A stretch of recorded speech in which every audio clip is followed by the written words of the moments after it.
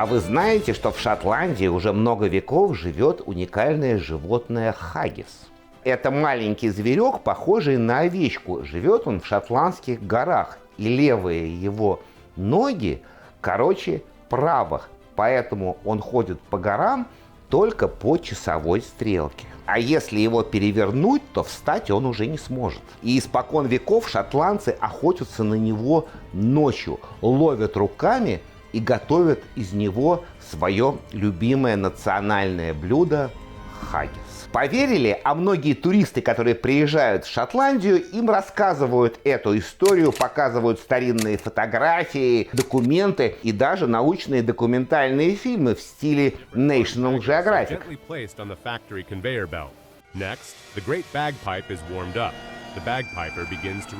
И все потому, что у шотландцев специфический юмор, и они очень любят свой хаггис.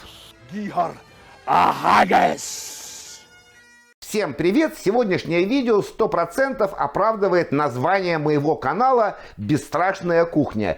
И я к нему долго морально готовился. И для тех, кто не знает, национальное шотландское блюдо хаггис – это вариант пудинга, который готовится из бараньего ливера, а не из пушистых зверьков хаггис. Помещают его в овечий желудок, долго варят и традиционно подают с пюре из брюквы и картофельном пюре и разными соусами. Сейчас, конечно, в промышленном производстве хаггиса, производят его в Шотландии очень много, не используют натуральную оболочку, а больше искусственной коллагеновой оболочки. И если вы не шотландец, то для вас это блюдо выглядит не особо аппетитно. Но так как мой канал не про рецептики, а про кулинарию и задача расширения кулинарного кругозора, то я обязан был приготовить это блюдо, потому что это часть мировой кулинарной культуры. Еще в далекой-далекой древности охотники набивали ливером убитых животных их желудки, варили, и это был простой, но очень эффективный способ сохранения продукта. Наверное, эта технология появилась вместе с тем, как древний человек научился добывать огонь. За 1400 лет до появления первого хаггиса в Шотландии древние римляне уже фаршировали желудки. В дошедших до нас римских рецептах, например, в книге Апициус 4-5 веков, свиные желудки уже фаршировали свининой мозгами, ливером, яйцами, орехами и даже мидиями. И все это с добавлением большого количества трав и специй. Варят, коптят, снова варят, долго, сложно. Такая вот имперская кухня. Ну, римляне были большими гурманами. Вот пример рецепта из этой книги, который мне очень понравился. Может быть, даже попробовать как-нибудь его приготовить. Называется он «Свиной желудок с мозгами». Очисти желудок поросенка солью и уксусом, затем промой водой. Затем наполни начинкой. Измельченную в ступке свинину, 3 мозга, удалив нервы, смешай с сырыми яйцами, добавь орехи, целый перец и соус по вкусу. Добавь любосток, сильфий, анис, имбирь и немного руты. Наполни желудок не слишком плотно, чтобы осталось место для расширения, иначе лопнет при варке. Положи в котел с кипящей водой и проткни иглой, чтобы не лопнул. Когда наполовину готов, достань и повесь коптиться для цвета. Теперь снова варим и медленно доводим до готовности. Ну, это все-таки не совсем хаггис. А вот первые рецепты хаггиса мы находим в 2 кулинарных изданиях 15 века. В рукописи Халия НМС 279 рецепт под названием Hag of Shapes – хаггис из овцы. В этом рецепте овечью кровь, бараний жир, яйца, сухари или овсянку смешивали со специями, помещали в желудок и отваривали. И в известной кулинарной книге Liber Cure Cockrum, и в ней блюдо записано как for haggis. И рецепт звучит так. Для хаггиса возьми печень свиную и отвари ее, и измельчи мелко с яйцами и хлебом. С крепкими специями и солью смешай. Положи в свиной желудок и вари, и подавай как добрый хаггис. Все очень понятно, за исключением термина «крепкие специи», над которым ученые кулинарии до сих пор ломают голову, потому что было в составе этой смеси специй, никто до сих пор не знает. Кстати, интересно, что оба эти издания английские, а не шотландские. как бы шотландцы не считали хаггис своим национальным блюдом. Кто привез хаггис в Шотландию, неизвестно. Может быть, это были римляне, может быть, и викинги, потому что они тоже использовали желудки как упаковку для длительного хранения припасов. Да и само название хаггис, возможно, происходит от древнескандинавского. Вот так оно пишется, не знаю, как оно произносится, или даже, может быть, от французского «аше». И то, и другое на всех языках значит «рубить». Как бы то ни было, но к XVI веку хаггис стал практически основным продуктом питания шотландцев.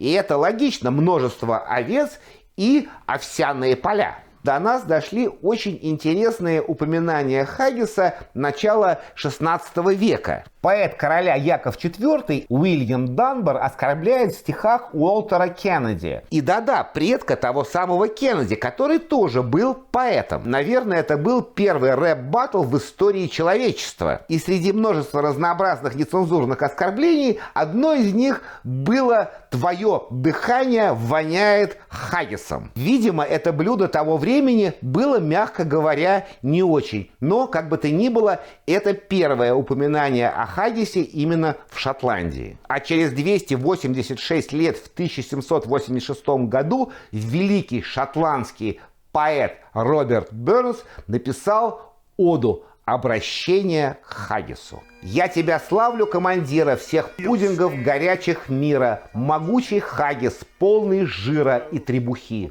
Строчу, пока мне служит лира, тебе стихи. Добротный, плотный, кривобокий, ты высишься, как холм далекий, а под тобой поднос широкий чуть не трещит. Но как твои ласкают соки наш аппетит». По-видимому, за 286 лет все-таки в рецепте шотландцы что-то поменяли. И с 1801 года, через 5 лет после смерти великого поэта, 25 января, все шотландцы во всем мире отмечают этот праздник, много шотландского виски и, конечно, готовят и подают хаггис. И все это, конечно, подтверждает преданную любовь шотландцев к этому блюду, которое мы с вами сейчас и протестируем. Тут, наверное, нужно пояснить. Я хаггис никогда не готовил и никогда не пробовал. Много лет назад, да, я помню, нам предлагали хаггис в Эдинбурге, но тогда я не очень интересовался кулинарией и не был таким бесстрашным. Да, и обычно, прежде чем снимать ролик про какое-то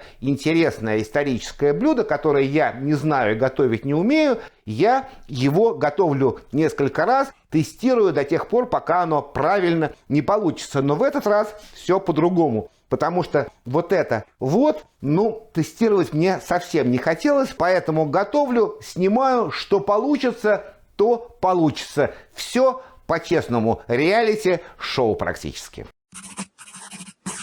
И так как это блюдо я не знаю, поэтому постараюсь приготовить его максимально аутентично. Для него я нашел, кстати, с трудом, потому что у нас почему-то бараний ливер найти невозможно. Классический набор для хаггиса: сердце, легкие и печень. Сейчас, конечно, современные повара добавляют туда и хорошее мясо, и бекон, но я хочу, чтобы у меня было все оригинально, аутентично. Овсяная крупа. Именно крупа, а не овсянка. Если бы я мог бы себе позволить делать свой вариант хаггиса, я бы, конечно, эту овсянку заменил на свою любимую перловку. Но концепция у меня другая. Из овощей для фарша репчатый лук, и я все-таки возьму чеснок, хотя в оригинальном рецепте хаггиса чеснока нет. Но мне кажется, все-таки баранина с чесноком, это вполне себе хорошо. И вместо традиционного бараньего жира, а еще рекомендуется использовать почечный жир, я все-таки возьму сливочное масло. Потому что бараний жир – это прямо too much. В качестве бульона, который добавляют в фарш, традиционно используется бульон от варки потрохов. Но я к этому прям совсем не готов, поэтому я сварил свой традиционный насыщенный коричневый говяжий бульон. Здесь я показывать не буду, у меня на эту тему много роликов. Если что, ссылки в описании. Я считаю, что это вполне себе приемлемо. В разных вариантах рецепта хаггиса специи варьируются, но основная – это черный молотый перец. И наиболее применяемые для хаггиса это кориандр и мускатный орех. Травы в фарше используют тоже разные. Я возьму свой любимый тимьян, но я же без тимьяна никуда не могу, и петрушку. И самое главное, оболочка. Овечий желудок я не нашел. Они у нас не поставляются и не продаются. Но мне кажется, я нашел достойную альтернативу. Это свиной пузырь. Во всяком случае, он и по размеру более-менее похож на хаггис и рекомендуется для производства разных колбасных изделий, сальсисонов и так далее. Я его хорошо промыл, замочил с уксусом, вот 2 дня он у меня уже отмачивается, вот запаха практически никакого нет, думаю, все получится. Для традиционного пюре из брюквы, брюкву у нас нигде не найти, я возьму как альтернативу репку, картошку и, чтобы получился все-таки более брюквенный цвет, я взял морковку. И для классического соуса, с которым подается хаггис, конечно, скотч, потому что это виски-соус, 20% сливки, тоже сливочное масло и шалот, соль и растительное масло. Хорошо, что не надо предварительно ничего разделывать, потому что это очень неприятно. В них много всякого разного крови, пены будет, конечно, огромное количество. И чтобы ее минимизировать, есть 2 способа. Первое, нужно было бы все это вымочить, но это очень долго. А второй, классический, мой традиционно любимый, это бланшировать. То есть 5-10 минут в кипятке. Все хорошо промою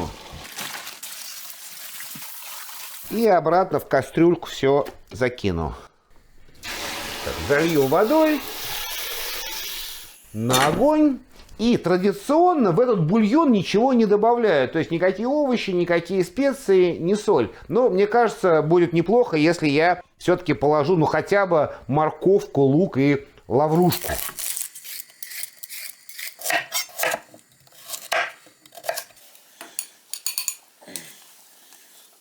Лук, морковку.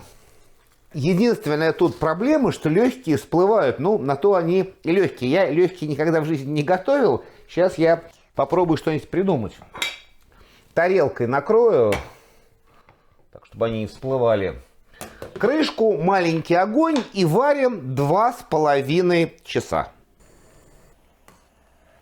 Кстати, не такой уж прямо противный и вонючий бульон. Вполне его можно было бы в фарш добавить. Ну ладно, пока все варится, я потихонечку займусь фаршем.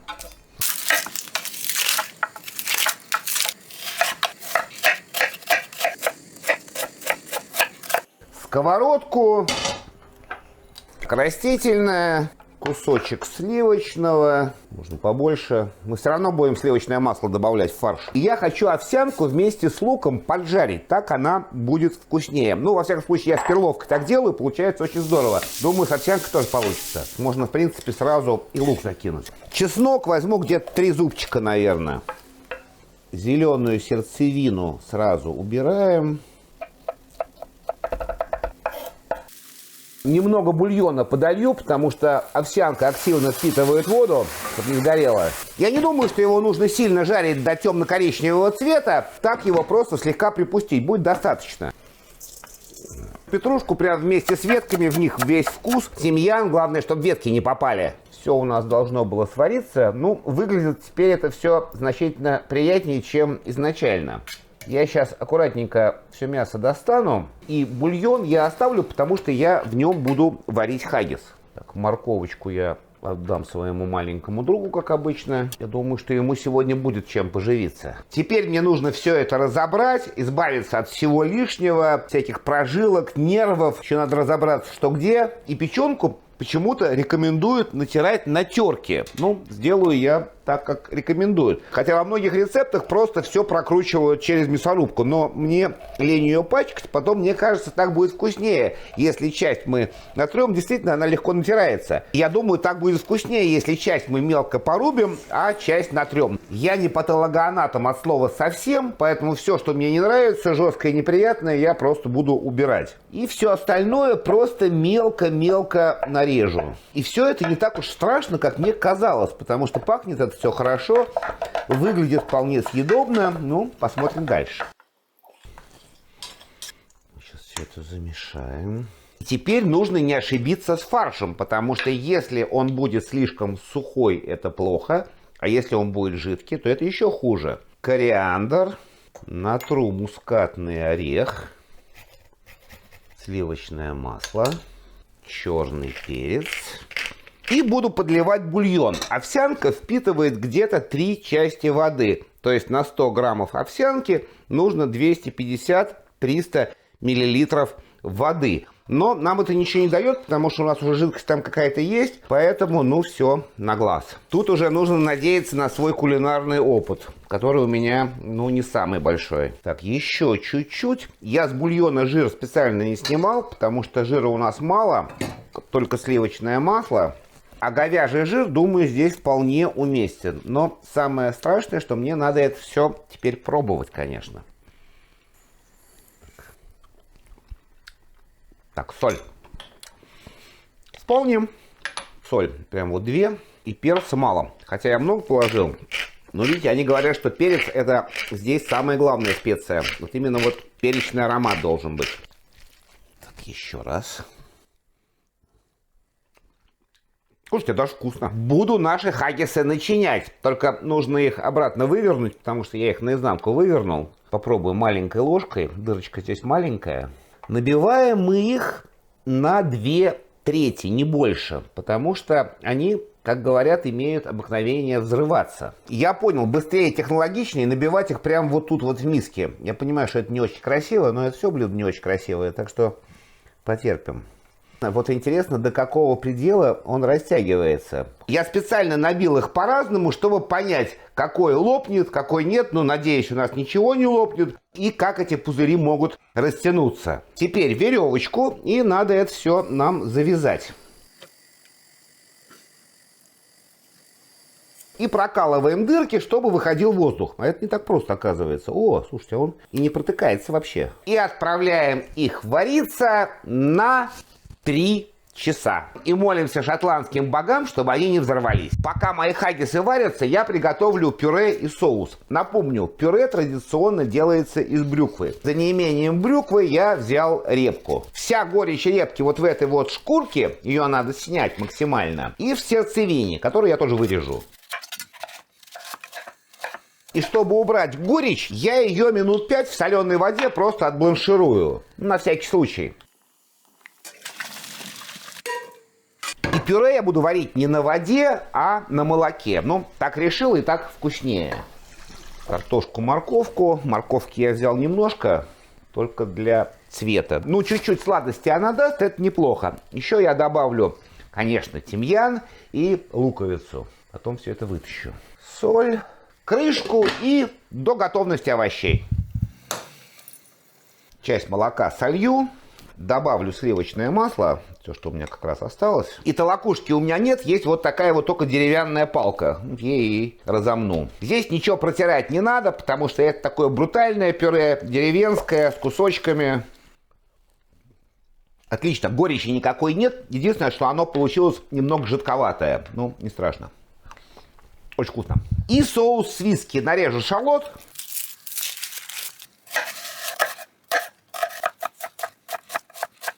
Сливочное масло. Припущу шалот на сливочном масле до мягкости. Добавлю скотч. В принципе, его можно фламбировать. Так, просто для красоты. Можно сразу вылить бульон. Соль. Бульон у меня, как вы знаете, не соленый. Нужно перец еще. Сейчас немножко выпарится, и я добавлю сливки. И увариваем до консистенции соуса.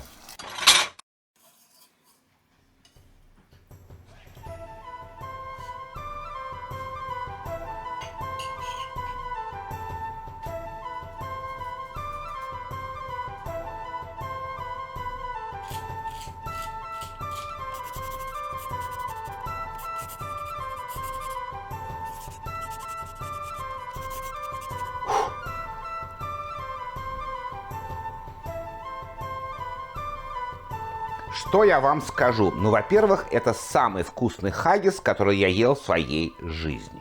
Ну, потому что просто других никогда не пробовал. Ну, а если серьезно,